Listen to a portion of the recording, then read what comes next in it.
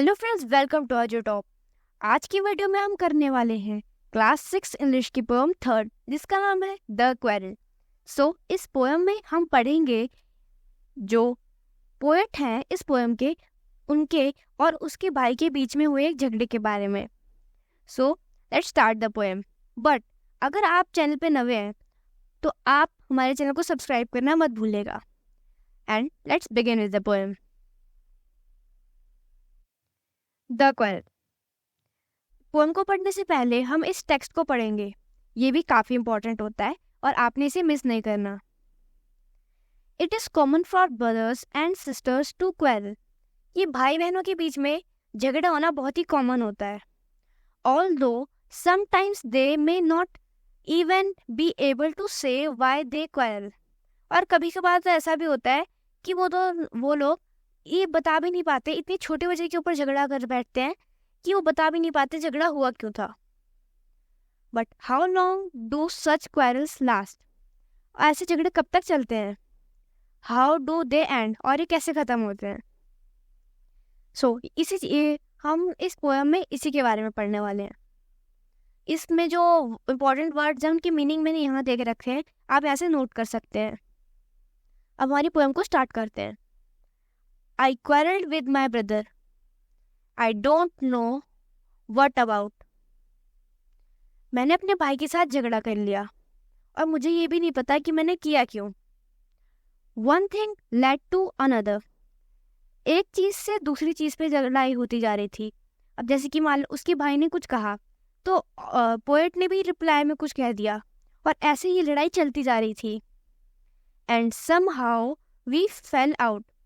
और किसी तरह पता नहीं कैसे हम दोनों बहुत ज़्यादा सीरियस हो गए इस लड़ाई में। हम एक दूसरे से बहुत ज़्यादा सीरियसली लड़ने लग गए। The start of it was light. जब भी स्टार्ट हुई तो बहुत ही हल्की फुल्की थी, तब बहुत छोटे रीजन्स के लेकर थी और ये बहुत ही अनसीरियस होकर लड़ रहे थे। The end of it was strong.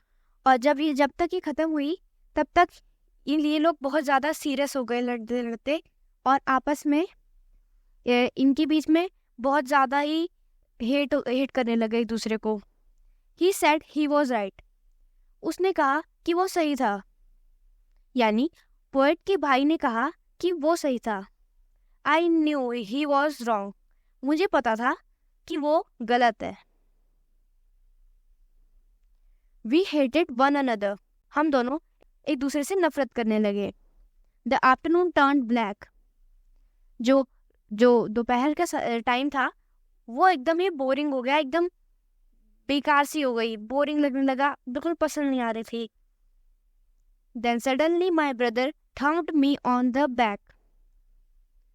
यानी फिर उसके बाद तो अचानक से उसके भाई ने उसकी पीठ पे थोड़ा सा ठोका, अपना हाथ मारा। ये थपथपाया आप कह सकते हैं। यहाँ पे जो थम्प्ड का मतलब है कि उसने उसको मारा नहीं, उसने उसको सिर्फ बुलाने के लिए हाथ से अपने थोड़ा सा उसको थपथपाया सा। थम्प्ड ऑन द बैक, उसकी पीठ पे। And said oh come along. और फिर उसने कहा कि बस करो, अब तो छोड़ दो, अब आगे बढ़ते हैं। We can't go on all night. हम पूरी रात इस तरह नहीं चल सकते, यानी हम पूरे टाइम ऐसे लड़ नहीं सकते।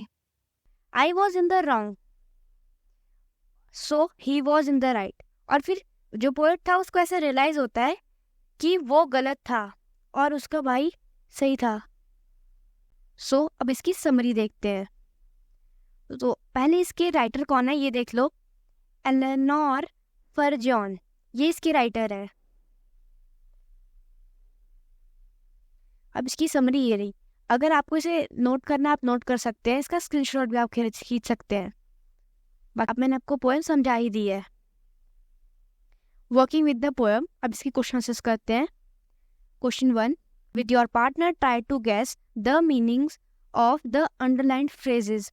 यहाँ फ्रेजेस दे रखे हैं, इन अंडरलाइंड फ्रेजेस के आपने मतलब ढूंढने हैं। फर्स्ट है हमारे पास and somehow we fell out. इसका मतलब है क्वारल्ड और आर्ग्यूड, यानी वो लोग आपस में झगड़ा करने लग गए बहुत ज़्यादा सीरियसली। फेल आउट का ये मतलब है, आप ऐसे नोट कर लीजिए। The afternoon turn black. Turn black का मतलब है वॉज स्पॉइल्ड और वेस्टेड ड्यू टू बैड और टेंस मूड। मतलब बहुत ज़्यादा मूड ख़राब होने की वजह से बहुत ज़्यादा उन्हें बहुत ख़राब लगने लगा, अजीब लगने लग गया। अब second question, read these lines from the poem.